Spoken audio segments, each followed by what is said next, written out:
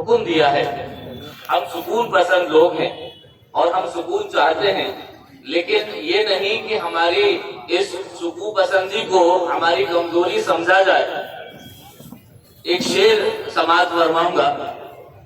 یہ نرم مزاجی تمہیں جینے نہیں دے گی، یہ نرم مزاجی تمہیں جینے نہیں دے گی، اس دور میں جینا ہے تو کوہرام مچا دو.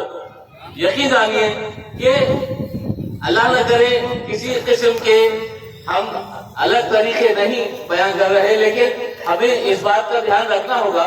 اس پروگرام کو آگے بڑھاتے ہوئے میں جناب محسن علی خان صاحب کو بلانا چاہوں گا اور اس اسٹیج سے آپ کو نوازنا چاہوں گا. جس کو طوفان سے الجھنے کی ہو عادت محسن، ایسی کشتی کو سمندر بھی دعا دیتے ہیں. جناب محسن علی خان صاحب.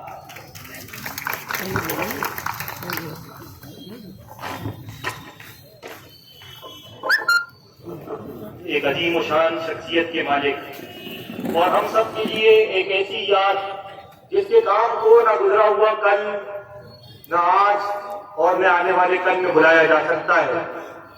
اور نہ جانے نسل آدم اور حوا کے لیے کتنی قربانیوں کو دے کر آج اس مقام تک پہنچے ہیں.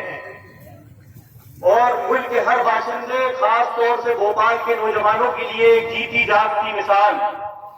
ان کے لیے ایک شعر عرض کروں گا. فانوس بن کے جس کی حفاظت ہوا کرے، فانوس بن کے جس کی حفاظت ہوا کرے، وہ شمع کیا بجھے جسے روشن خدا کرے.